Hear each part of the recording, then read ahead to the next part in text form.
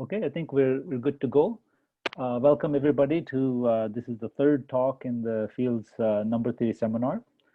Those of you who have attended previous talks know that we're trying an experimental structure in which a speaker prepares a preliminary talk ahead of the seminar talk so that those who aren't in the field or beginning researchers or graduate students will have a chance to acquire some background and so get more out of the actual seminar talk.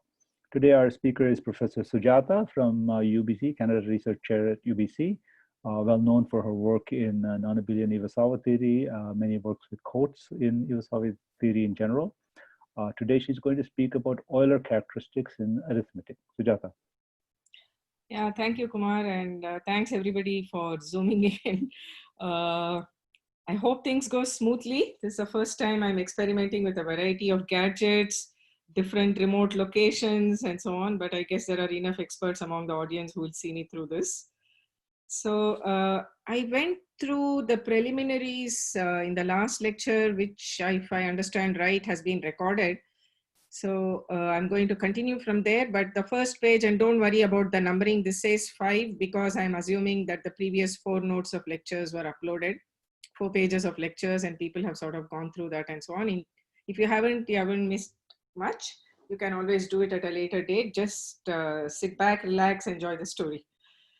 And I'm going to talk about the role of Euler characteristics in arithmetic, especially in Iwasawa theory.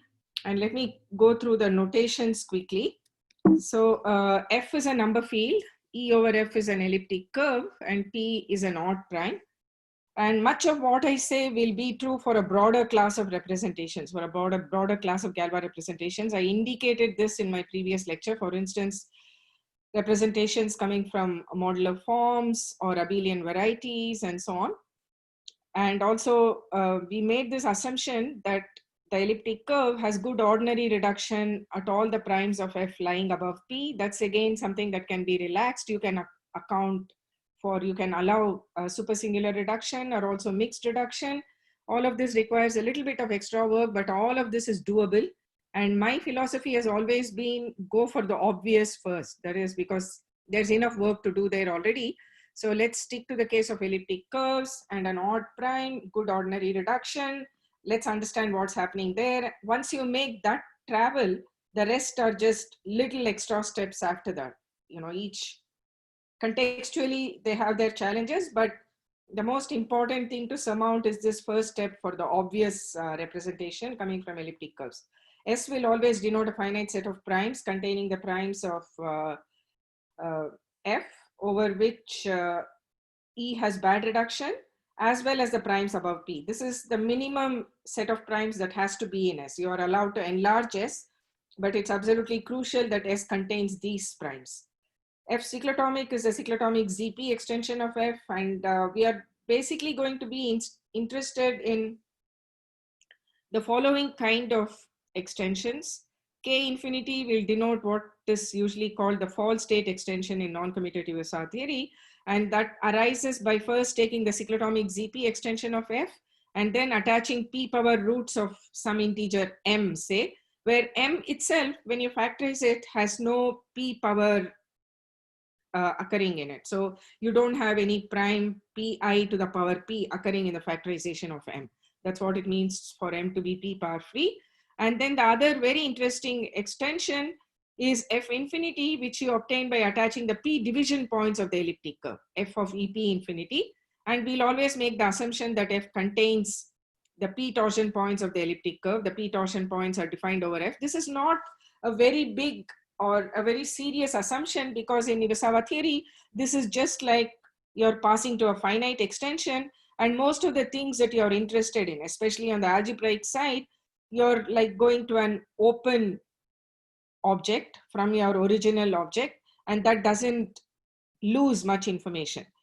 And script G will denote the Galois group of L over F, and the script L will usually be F infinity or K infinity, that is a fall state extension or the trivializing extension or the cyclotomic extension.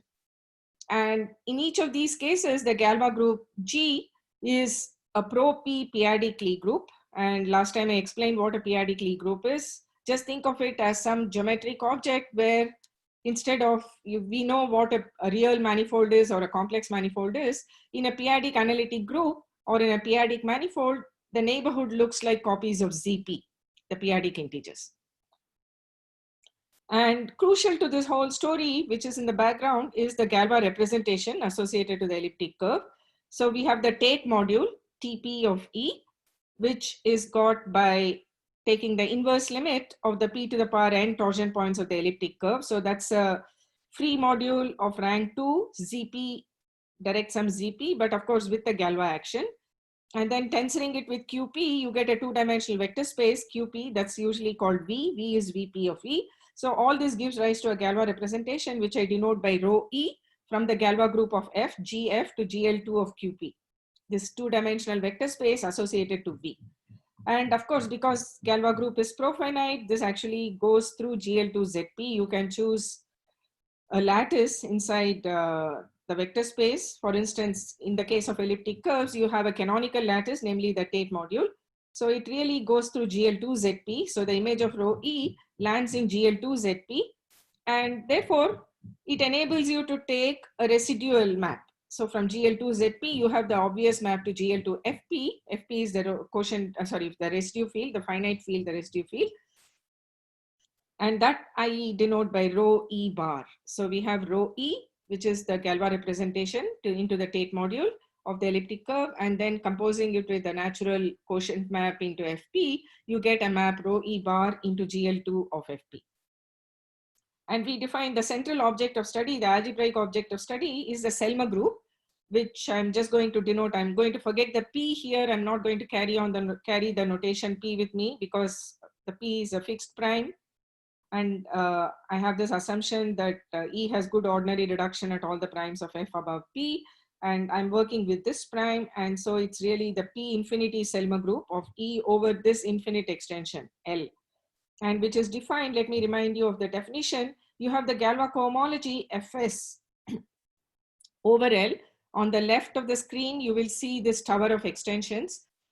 Fs is a maximal unramified outside S extension of F. Script L is one of these infinite p-adic Lie extensions. The Galois group of L over F is a pro-P p-adic Lie group. And I've chosen L such that it always contains the cyclotomic ZP extension. And the Selmer group is just a classical definition. It's a kernel of a global to local map, H1 of Galois cohomology.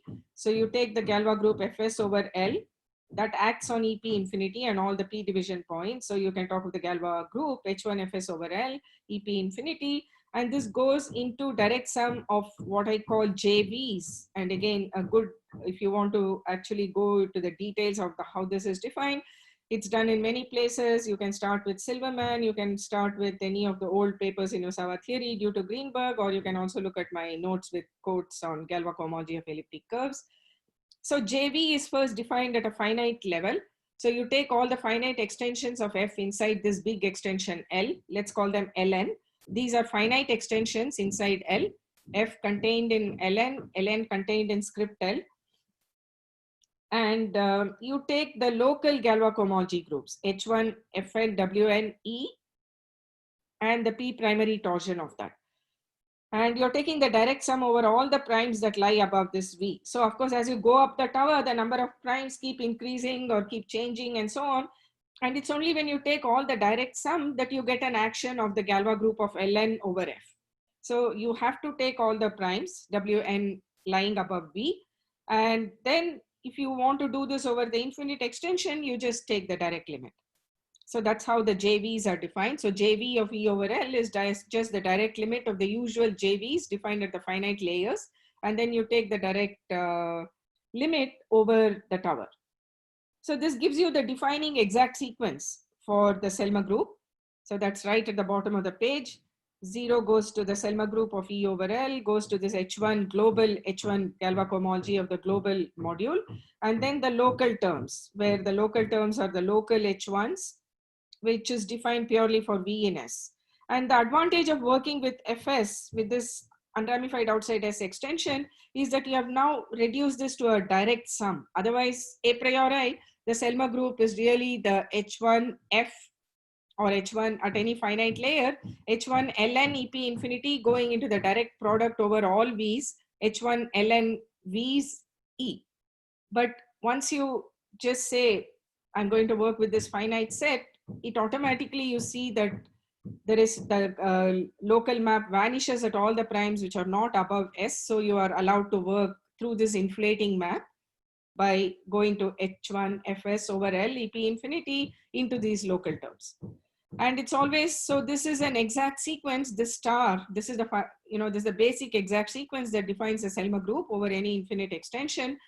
And this is actually an exact sequence of Galois modules. You have only taken Galois cohomology from Fs down to L. So you still have the Galois group L over F tagging along, and that is still acting on this exact sequence. So this exact sequence is really an exact sequence of Galois L over F modules.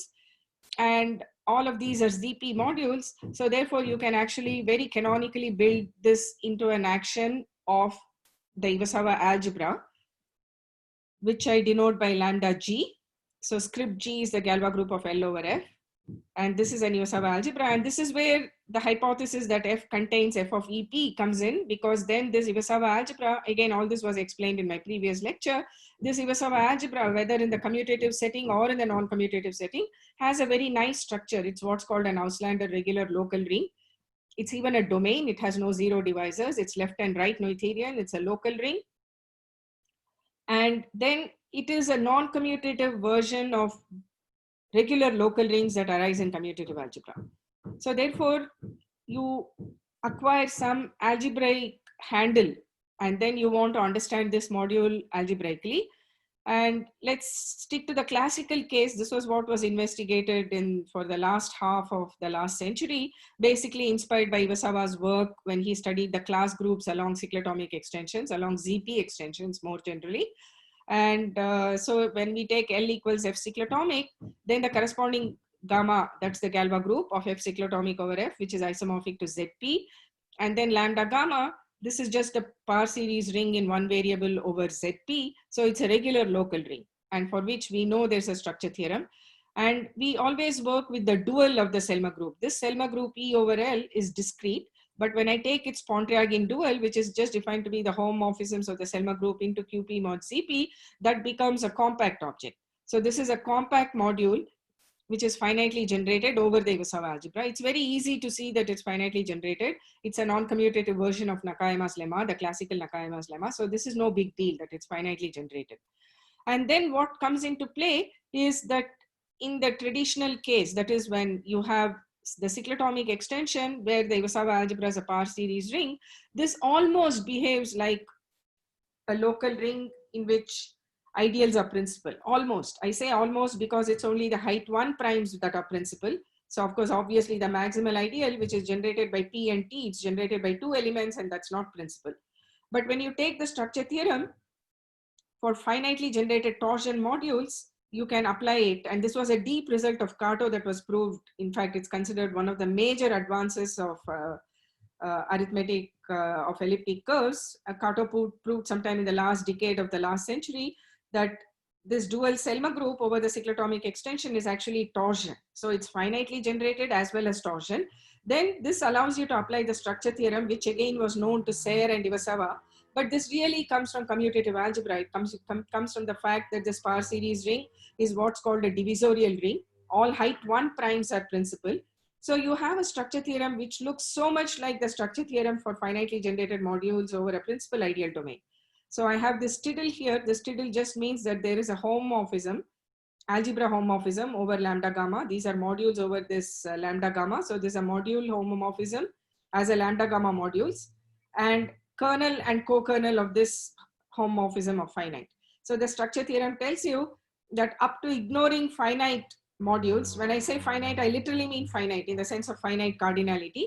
Up to ignoring finite modules, the dual Selma group just looks like a direct sum of certain lambda mod P to the Mi. P is the prime P, which is a height 1 prime ideal in this regular local ring, and certain copies of those occurring to various powers, and then certain other FJs. FJs are a priori power series, but then you can apply Weierstrass preparation theorem to actually write those power series as distinguished polynomials times a unit in the power series. So without loss of generality, we may assume that these fj's are actually distinguished polynomials.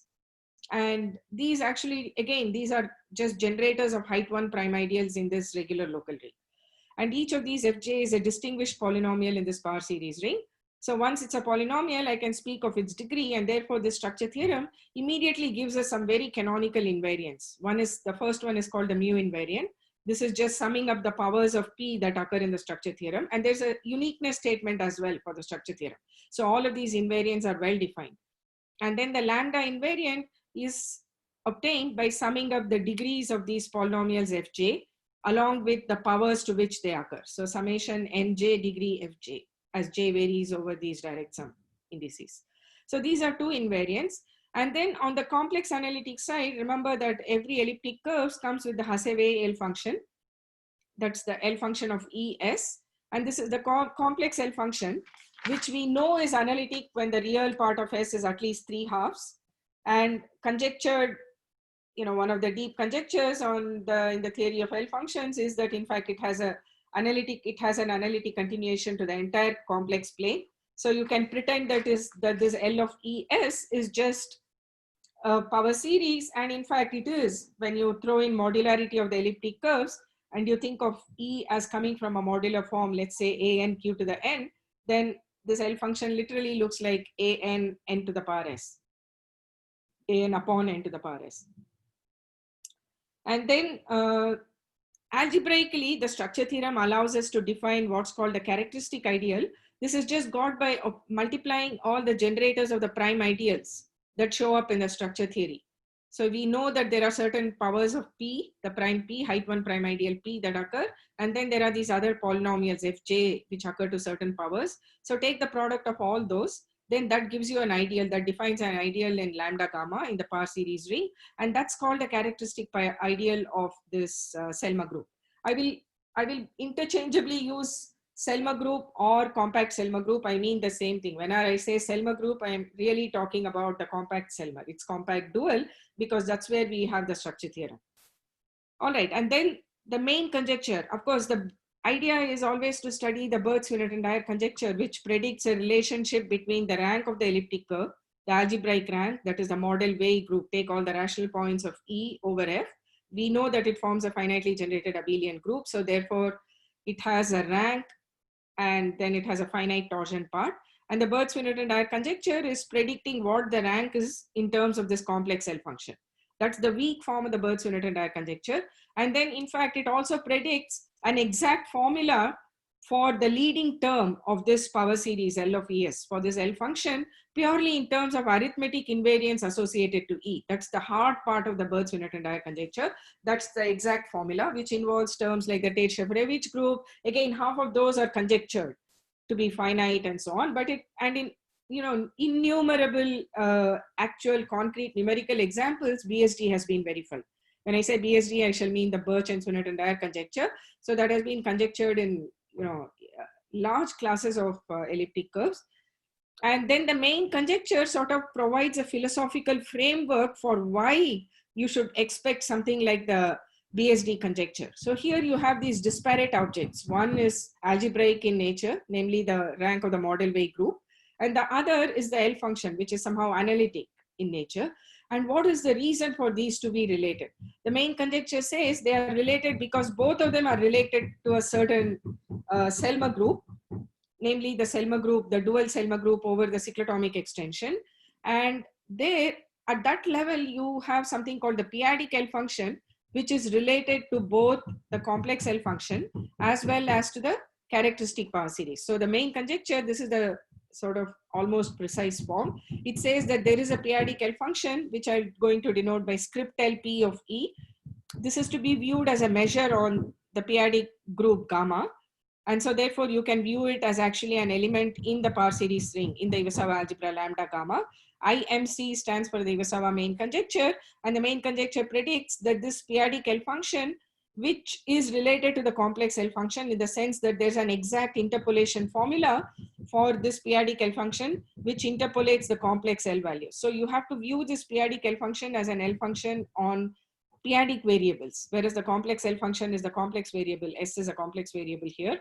P-adic L function is really a measure, and you can evaluate it at ZP, let's say. But then ZP and C have some common points. For instance, the points at integers. And there it tells you the exact relationship between the complex L function evaluated at, let's say, 1, and then the values that the p-adic L function takes at 1. So there's a precise interpolation formula, and the Iwasawa main conjecture predicts that the ideal generated by the p-adic L function coincides with the ideal generated by the power series obtained as the characteristic ideal of the dual Selma group, which in turn is obtained purely algebraically by a certain structure theorem. Okay, now again, there's also the next aspect of this story, what I like to call as folklore wisdom. And this goes back to results proved by Herbrand Ribet in the classical case where instead of the L function, one was working with the Riemann zeta function. There's a p-adic version of the Riemann zeta function called the p-adic zeta function. And Herbrand and Ribet again framed the relationship between the Riemann zeta function and the p-adic Riemann zeta function and the class number. So these are the three objects that intertwine there in the classical case. And the Bird-Swinnerton and Dyer conjecture, I like to view it as an extension of that philosophy. This was later, in fact, the first advances were made in the BSD conjecture within that philosophical framework. And the folklore wisdom, the slogan is that L values are related to Euler characteristics. And I'm going to examine these two questions, one of them inspired by the folklore wisdom and the other inspired by Iwasawa main conjecture. So the first question is, so we have these Iwasawa invariants, namely the mu invariant and the lambda invariant. So how much do these depend on the residual representation? So in other words, suppose we take two elliptic curves E1 and E2, which have the property that the corresponding rho bar of E1 and rho bar of E2, which are representations into GL2 of FP, suppose they are isomorphic, they are congruent, then what can you say about the invariants? Let's say the mu invariant or the lambda invariant. Of course, we don't expect the ranks to be the same. So, but this is something on the torsion part of the dual Selma group. So the rank doesn't really show up here. So when we look at the torsion, which is, you predict that the dual Selma group has to be torsion. So therefore you have these two invariants available, namely the lambda and the mu invariant. And the question is, how do they depend on the residual representation? So again, this is a question you can ask not just for elliptic curves, but also for the broader class of Galois representations coming from abelian varieties or from modular forms, or you can also throw in the reduction type. You can say, how does this behave when it's not all ordinary, when it is supersingular or mixed and so on. Then the second question that I want to address is related to this folklore wisdom. So how can we connect this folklore wisdom? This folklore wisdom is something that's on the integral side. That is, it's saying something about the representation into GL2 ZP. But how can we connect it to residual representations? So that is the broad background. And now let's go to the actual results and connections. This, in my previous lecture, I had given this a heading. I think it was called section 3 of the 2 lectures, or rather sections 3 and 4 in the outline of the previous talk. So let's examine that. So I'm first going to talk about the first question, little bit of history here. So now we are in the following context. We have two elliptic curves, E1 and E2. These are elliptic curves over a number field F. And we have made the assumption that they all have good ordinary reduction at all the primes of F that lie above P. And then we have the cyclotomic Selma groups, cell cyclotomic EI for I equals 1 to 2. These are the discrete P infinity Selma groups, which I defined just a short while ago. And I'm taking their Pontryagin duals, which are compact modules, finitely generated and conjectured to be torsion over the Iwasawa algebra, lambda gamma, which is ZP double brackets T. And I'm going to denote them by X cyclotomic of EI. So these are the Pontryagin duals of the Selma group. Now I've made this additional hypothesis that the residual representations rho bar of EI, I equals 1 to 2, these are isomorphic. So then the first result, this was proved by Greenberg and Wurtzel, and what one can show is that the mu invariant of one of them is 0, if and only if the mu invariant of the other is 0. So Greenberg and Wurtzel, they define something else. They define another object called the imprimitive Selma group, and then show that this imprimitive Selma group, the invariants are related to the original dual Selma group, those of the original dual Selma group, and then they work with the dual imprimitive Selma groups. And later this was generalized, and they can also compare the lambda invariants under this hypothesis. When the mu invariants vanish, then they can also say something about the lambda invariants. And this was later generalized to representations coming from modular forms with this property, namely take two modular forms, cusp forms, such that the residual representations are isomorphic, or you can take two modular forms whose Fourier coefficients are integral but become isomorphic mod p. They give the same value mod p. And then you take those corresponding representations, corresponding Selma groups, and then you can ask the same question. And then this was extended to that context by Emerton, Pollack, and Weston. And then again, they also work with the imprimitive Selma group. So they always use this intervening imprimitive Selma group to show that the mu invariant of the imprimitive Selma group is the mu invariant of the original Selma group, but therefore we can work with the imprimitive Selma group. And what I always found a little unsatisfactory for my personal taste was, it was not clear why one was taking the imprimitive Selma group, what is the logic behind that, and so on. So later with Lim, with Mengfei Lim, we managed to give a purely algebraic proof of this, where we don't introduce the imprimitive Selma group, but define this mu equals 0 purely as an algebraic condition associated to Selma groups coming from the residual representations. So you work directly on the nose, you work with these residual representations rho bar, and then you can define a Selma group associated to these residual representations. Then you relate the mu, you relate those Selma groups and invariants arising therein. So now your residual Selma groups are really modules over Fp double bracket T, because you have gone to the residual Iwasawa algebra. From Zp double bracket T, you have gone mod P and you have gone to Fp double bracket T. And so then it becomes a purely algebraic question, and then you do things at an algebraic viewpoint, and then you can recover the same result. Mu equals 0 for one, if and only if mu equals 0 for the other. And then this has been generalized to Selma groups arising from modular forms and other reduction types and so on. So this gives you a totally different lens where you do not introduce the imprimitive Selma group. Okay, now let's come back to the second part of my question that I was interested in. Remember, the second part was related to the folklore wisdom, which said that L values are related to Euler characteristics. And in fact, Greenberg and Wurzel, what they showed was this mu equals 0, or this comparison between Iwasawa invariants when the residual representations are isomorphic. On the complex side, on the L values side, you can translate it to a congruence between L values.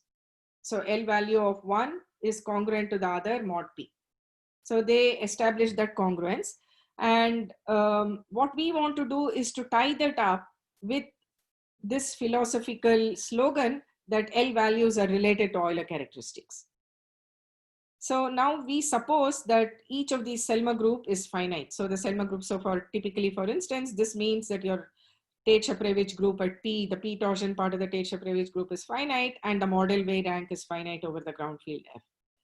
So suppose we have that, and assume in addition that these residual representations are isomorphic. Then once you make this assumption, you have a direct, it's almost staring at your face that you can define the Euler characteristic, the gamma Euler characteristic of the dual Selma group.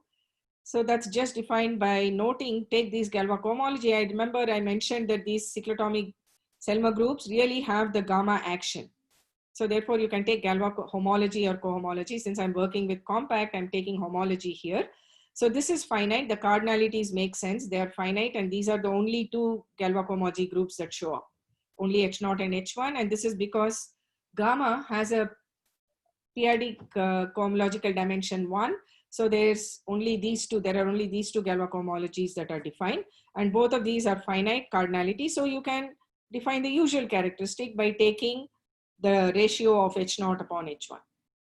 So, and then this whole philosophy of folklore wisdom of L values being related to Euler characteristic, if you translate it and believe the Iwasawa main conjecture, then it should tell you that the Euler characteristics there is something happening at the level of Euler characteristics. So the exact translation, which when you unwind, should be the statement that if the Euler characteristic of one of them is a unit, which in this case it's actually 1. If it vanishes for one of them, then it happens for the other as well, and it's an if and only if condition. And if you believe the main conjecture, this is what should happen. And in joint work with one of my earlier PhD students, Sudhanshu, we gave a proof of this without assuming the main conjecture, sort of directly working with the techniques used. And again, here we had to bring in the imprimitive Selma group, or you have to argue directly with these invariants and then relate these invariants to the Euler characteristic, or the characteristic power series to the Euler characteristic. You can do it either way. And we showed that you can do it both ways and then recover this statement. And this statement, in principle, on the, if you believe the main conjecture, this should be true. And to my surprise, people hadn't worked it out before. When I asked the experts, when I said, okay, forget, because the Iwasawa main conjecture predicts this, but do you know that this is true? None of them had actually worked it out and given a full proof of this. And this was something that we did earlier, Sudhanshu and I. And in recent work with Anvesh Ray, sorry, his name is not mentioned, but this is joint work with Anvesh Ray, whatever I'm going to talk about subsequently.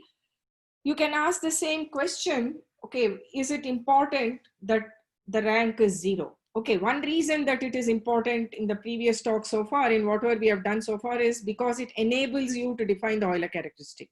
The Euler characteristic, this definition doesn't even go through if your model way rank is not 0. But again, but Iwasawa main conjecture, on the other hand, that Iwasawa main conjecture, there is a form of Iwasawa main conjecture even in arbitrary ranks. You don't demand that the rank is 0 for framing the Iwasawa main conjecture. So therefore, you can ask what is happening in the rank 1 case. And so that's something which we did recently. We did the rank. In fact, we prove it for arbitrary ranks, but for simplicity, let me assume that it's rank 1. Though in our paper, we assume that it can be any rank, so on. And again, this folklore wisdom, the backdrop for this folklore wisdom really comes again from the Burt-Swinnerton and Dyer conjecture. Remember, the Burt-Swinnerton and Dyer conjecture exact formula relates the leading term of the complex L function to a certain L value. And if you believe the main conjecture, then this L value should be related to the Euler characteristic. So therefore, there should be something happening even in the higher ranks at the level of Euler characteristics. And that's what we set out to completely unearth and make it very transparent. So how is it related to the BSD exact formula? So there is this invariant you can define from the BSD exact formula, which is written down here. So rho P E over F of F. This is the cardinality of the Tate-Shafarevich group, the P primary part of the Tate-Shafarevich group. Then CV of P, all of these terms are explained here. This is the index of the subgroup of points. E naught of FV is a subgroup of points at the local E of FV, where it obtains non-singular reduction. So this is an important invariant that comes up in Iwasawa theory not Iwasawa theory, sorry, in study of elliptic curves over local fields. So CV is that, and whenever I put P at the top, it means that I'm just taking the P part of that integer, the highest power of P that divides that given number. So take that, and then DV. DV is the product, sorry, DV is the cardinality of the reduced elliptic curve. So remember, I'm assuming that all primes V over P, my elliptic curve has good ordinary reduction. And I explained in my previous lecture that this in particular means that when I reduce the elliptic curve modulo P, I get an elliptic curve again. I get an elliptic curve over a finite field, and then I can count the number of points it has over that finite field. So that is dV. So that's here. And I've explained this exponent bracket P. This is the P part of any integer. And then in the denominator, you have the P part of the elliptic curve, the P torsion of the elliptic curve over the ground field squared. So let's call this invariant rho P. This shows up in the BSD formula for the L function, L value, or the leading term of the L value. This is directly related to it. This is part of that formula. And if you look at the actual BSD formula, you have two other invariants. One is the period of the elliptic curve, omega, and then R. R is the regulator. So what is the regulator? You have a height pairing on the elliptic curve. So that height pairing, you take, E of Q, that's a finitely generated finitely generated abelian group. So you can choose a lattice, and then you choose a basis, Z basis for that. And then on that, there's a height pairing. You have a bilinear form, and then you take that gives you a matrix, and then you take the determinant of that matrix. That's the regulator. And again, all of this, if you want the precise definitions, you can look at Silverman, for instance, especially his advanced theory of elliptic curves. So then BSD formula, the exact formula, the Birch-Wiener and Dyer formula, exact formula. And here I'm just assuming F equals Q. This is just for simplicity. You have such a formula even for any base field. But let me assume F equals Q, because in that case, we know modularity tells us that this L function is in fact analytic over the entire complex plane. And then I can actually make sense of this value LE1. And the BSD exact formula tells you that LE1 is related to this quantity. And note that many of these terms that you see in the BSD formula, you see some duplication in the invariant rho P of E over F that I just wrote a few minutes ago. All right. So this philosophy, this folklore wisdom, which tells you that L values should be related to the Euler characteristic, takes this precise part that if I take the Euler characteristic when it is defined, chi of gamma S of E over F cyclotomic when it is defined is in fact this invariant rho P, this BSD invariant, rho P E over F. Okay, so this chi gamma somehow shows up in its relationship with the L value, and then this rho P E over F relates to parts of this BSD exact formula term. So that's the philosophy. So now let's move to the case when rank of I over Q, both of these. Now this is an additional hypothesis I have to throw in because this is not guaranteed. Residual representations being isomorphic does not immediately guarantee that the ranks of the two elliptic curves are the same. So I'll have to make this hypothesis that there are two elliptic curves E1 and E2, both of model way rank 1. And then I want to investigate what happens. So again, I know that these dual Selma groups are torsion over the Iwasawa algebra lambda gamma. And what is the role? What should be the role of this Euler characteristic? Because now the Euler characteristic is not defined because H0 is not finite. So in this case, we define what's called a modified Euler characteristic. So the modified Euler characteristic is defined as follows. Let me work with the discrete object again. So the discrete Selma group, S of E over Q cyclotomic, I look at its fixed part under the gamma action. That is H0 of gamma S of E Q cyclotomic. Of course, this sits inside the Selma group. This is a fixed part under the gamma action. So there's a natural inclusion. And then I have H1. H1 is just a quotient. So what's happening is if you look at S of E over Q cyclotomic, then gamma is topologically generated by, let's say, gamma minus 1. And then I can take gamma minus 1 acting on this. The kernel is H0 of gamma. The co-kernel is H1 of gamma S of E over Q cyclotomic. So you have this natural composite map, therefore, which I'm going to call phi of E. H0 gamma S of E Q cyclotomic going to H1 gamma S of E Q cyclotomic.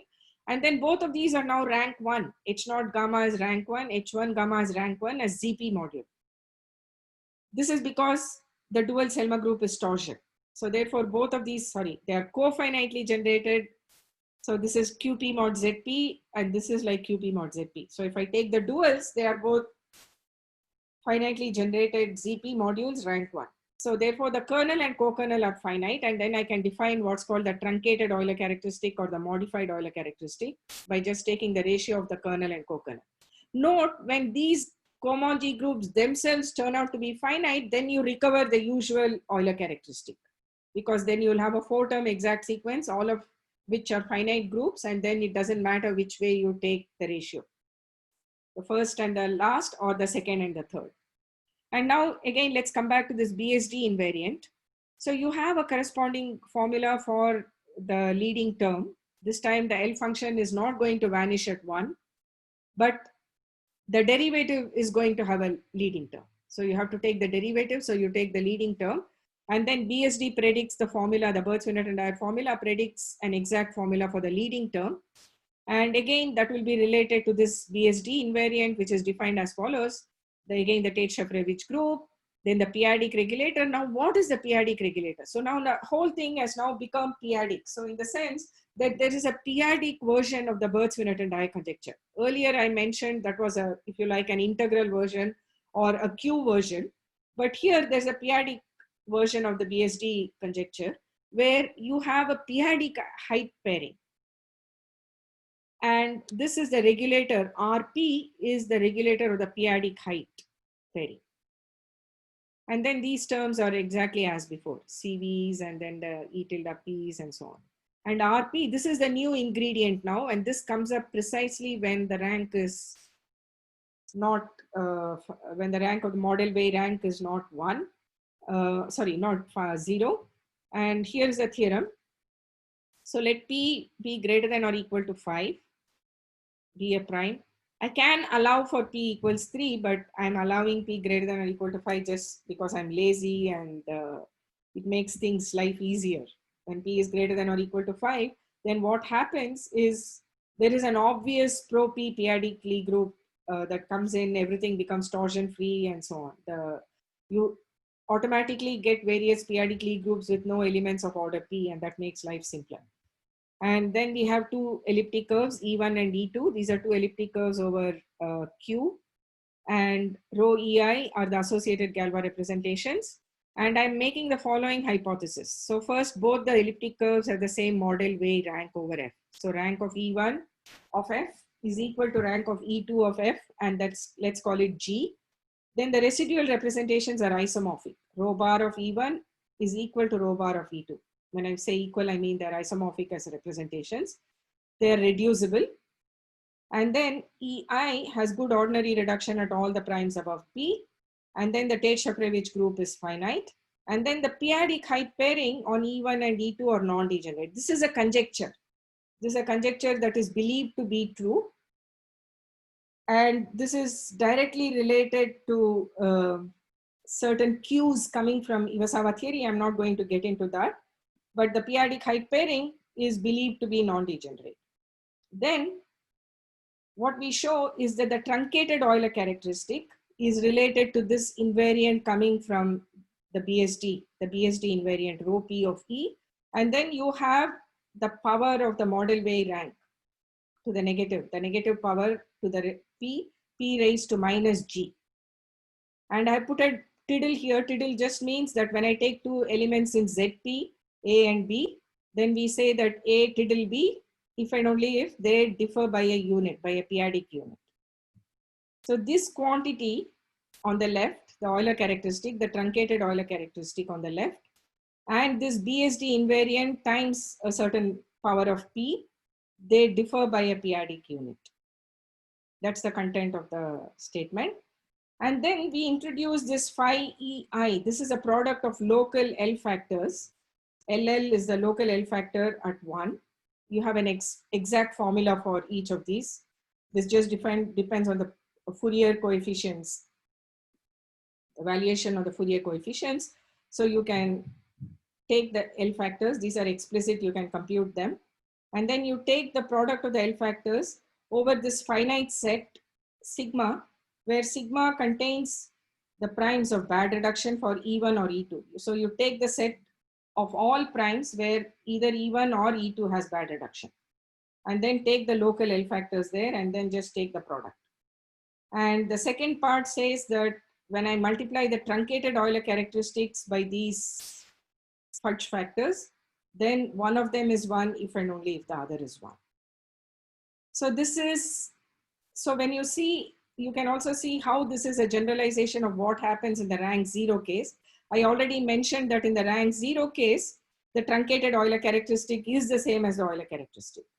And then somehow, because of the philosophy that, these invariants depend only on the residual representation, this phi E1 and phi E2 don't play a role when the rank is finite.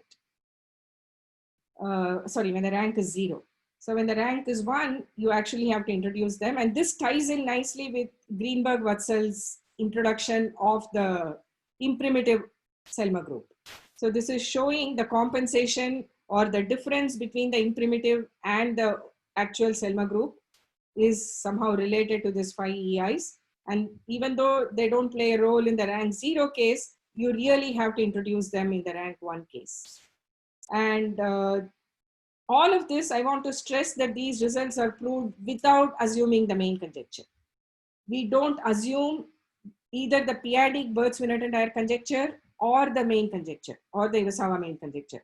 These are all proved independent of that, and they should rightly be viewed as evidence for the p-adic BSD, because if the p-adic BSD were true, that would predict these results.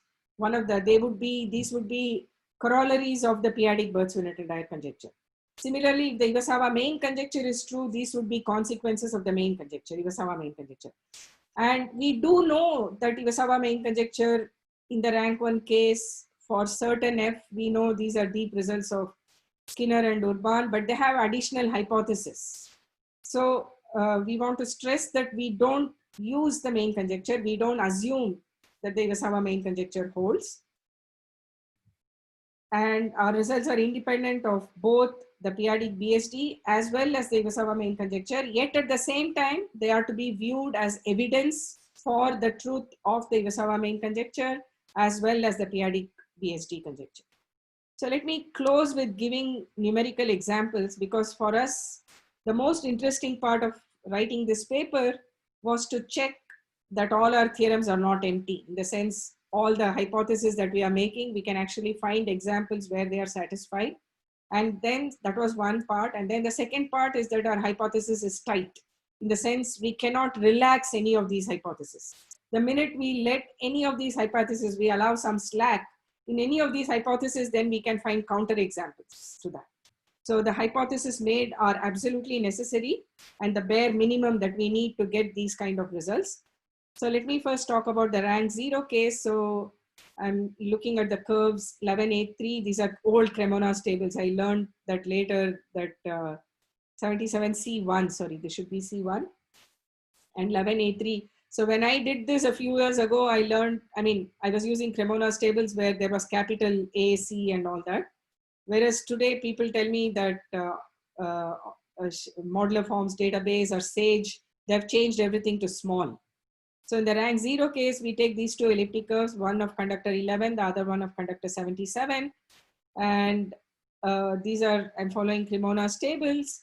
And then you check that the Euler characteristic for one of them, in fact, the Selma group for one of them over the cyclotomic extension vanishes. And so therefore the Euler characteristic has to be 1. And then you check that the Euler characteristic for the other is also 1. And then the other example, this is the rank 1 case. These are the two curves. One is of conductor 82, the other is of 902. And the prime P is 5. Both of these are rank 1 elliptic curves. And then what happens in this case is kind of nice. These invariants, the local Euler factors for both of them, when you look at them, they're actually 1. So the result you get is on the nose. So in fact, in our numerical examples, or even in our proof of the theorem, we give necessary and sufficient conditions, or we try to understand when this product plays a role. When is it 1? And when is it not 1? So in our numerical examples, we give lots of numerical examples where both of these become 1, or when they are not 1. One of them is 1, the other is not 1, and so on. So in this first example, so both of these are 1, phi of EI is 1, and the Euler characteristic for one is 5 and the other is phi cube. So you see, it's not 1, they are not p-adic units. So they're just congruent mod phi. But in the next example, the last example that I am talking about here, so that is 37A1 and the other is 1406G1. So again, the rank is 1, the prime is 5. And again, here the two phi EIs, they are not the same. For one of them, it is 1, for the other, it is phi squared. So the Euler characteristic of one of them is 1, but the other one, it turns out to be phi squared, and they compensate very nicely. So therefore, when I multiply phi squared for the first one, that turns out to be equal to phi squared times phi for the second one, which is 1. So we have a series of examples where we sort of demonstrate or illustrate that all the hypotheses we make are absolutely necessary. And then when you make those hypotheses, then independent of the BSD conjecture or the periodic Birch-Swinnerton conjecture, we get these congruence results, which fit into the broad philosophy of the slogan that I started with. L values are related to Euler characteristics, and also invariants are dependent. Many of these invariants are dependent only on the residual representation. So I guess I'll stop here. I'm happy to take a few questions. Thank you. Okay, thanks very much, Sujata. That was really interesting. Could I just ask a brief question at the bottom of page 5? Sure. Okay, I don't know. You're looking at the rank 0 case, I think. Yeah, right. Yeah. So what did you need? I missed something. Page 5. That's right at the beginning of the lecture, right? No. Here there are 6 pages. Sorry. Okay. Page 5 of today's. Yeah. Right. Okay. The rank 0 case. So what did you need? You needed. Let me see. No, this is rank 1. I want to look at rank 0.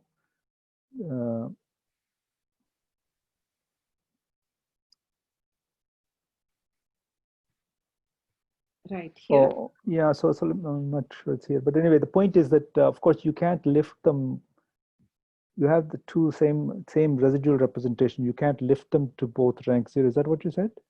No. I said the rank doesn't depend only on the residual representation. That's true. Yeah. Right. So here for the rank 0 case, again, I need the hypothesis that I'm having 2 elliptic curves of rank 0, whose residual representations are isomorphic. Is the same. I see.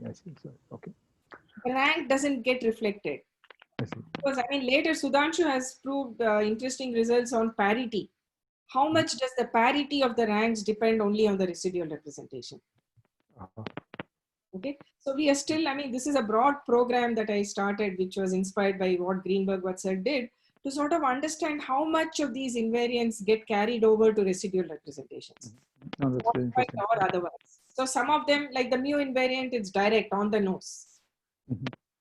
And similarly, the lambda invariant or the Euler characteristic, some of it is on the nose. They descend to residual representations, whereas some others, like the rank, don't. In which case you have to come up with, questions on parity and so on, or periodic L values. You can ask the same question about periodic congruence between periodic L values. And then in the rank 1 case, you have to make this hypothesis that the 2 ranks are the same and the residual representations are the same. Then you get this fudge factor, these phi i's, the L factors, and then you get a congruence relationship between the Euler characteristics or the truncated Euler characteristics. Very interesting. Okay, so we have a few minutes for a question or two, if there are any questions from the audience. I don't see any at the moment. I saw there was some question. Yeah, go ahead. I have a question in the chat. Yeah, hi, go ahead, please. You go ahead and ask it. In case if we have non-unit Euler characteristics, can we say something about elliptic curves E1 and E2 if their Euler characteristics are equal? Because if you're asking about congruence, then they are both, that they are powers of P, then the congruence is, they're both congruent to 0 mod P, right? So what you can ask is, are they congruent to the same power mod P to the N? And that would mean, that would mean going to deeper congruences. You cannot stop at EP. You would have information, you need information on EP squared, EP cubed, or all the higher congruence. You can. All of this goes over. Like I said, I always do what I think is the first step, but the one that sort of sets the path. And then after these, you can ask deeper congruence questions. And I lost interest. We tried to do that, and for me, it wasn't satisfying because the same thing goes through. And then when it comes to numerical examples, it becomes very difficult to check. To actually find 2 elliptic curves, let's say, which are congruent, and you have to work with, let's say, primes. For 3 and 5, for 3, it's not interesting. There's nothing happening. For 5 or 7, these are the next odd primes. And then you're going deeper and deeper congruences. Let's say even for 5 squared, 5 cubed, then it becomes very difficult, even with SAGE and all the modular forms database, to do these computations modulo higher powers of 5. So to actually get numerical examples becomes difficult. And then Yeah. Maybe you can view, sorry for the noise. Maybe you can view elliptic curve as an object over ZP or QP, Well, and that would help.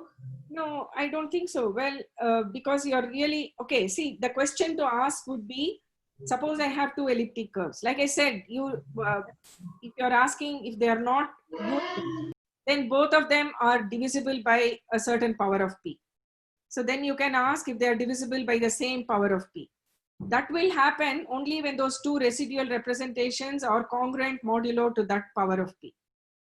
So suppose I take E1 and E2 and I know that E1 and E2, the residual representations are isomorphic mod P n, say. Then you can ask if the Euler characteristics are congruent mod P to the n. And you can, all of this goes through, I have no doubt that you just have to do a little modification to prove similar results there. But then if you actually want to understand how much of this hypothesis is necessary, and if you want to demonstrate it with numerical examples, then computations become very difficult. To do the actual computations, even for the BSD leading term or for computing the exact Euler characteristic. So you'll just have theoretical results. But when it comes to illustrating them with concrete numerical examples, the computations, I was told, I'm not an expert with computations, but I was told by Sudhanshu and all the others who I have worked with that it's beyond SAGE or modular forms to do these computations at deeper congruences. And so therefore, I dropped the ball. Okay, thank you. Are there any other comments? Brian Huang, you wanted to ask a question? Okay, there are some questions, so maybe this is simpler. Yeah, Brian, So, go ahead. in case of non-unit Euler characteristic, No, that's the one you just answered. I answered it. What's the let's, expectation for Euler characteristic, truncated Euler characteristic, super singular? Exactly. So this is the same. We are working on that. We have some results in that direction. But like I said, the first step is to make the path. After that, it's easier to walk the path with different vehicles. The first step is to just create the path. Then you can walk. That's the most difficult. After that, you can ride your bicycle. You can ride your motorbike, everything. So I believe that we have created the path. We are currently working on the super singular case. It's exactly the same. Of course, you have to make, you have to pick up the right BSD invariant, but you know that for the Sines-Helmer groups, there are these BSD analogs of the BSD conjecture and so on. So most of these have analogs in the super singular reduction, and we are working on those. And it's more or less the same philosophy that goes through there as well. And it's, for me, I'm working on it, and I'm certain that the same thing goes through. We are almost there. I will say we are 60% to 70% there. Just are in the process of writing down details. Okay, so I don't see any more questions coming through the chat. In that case, Sujatha, it was really interesting talk and really interesting results. I look forward to hearing more. So let's, as best as we can do over the internet, let's express our appreciation to Sujatha. Thank you. Thanks a lot. Okay, thank you very much, and see you all next week. I will be posting shortly the speaker next week.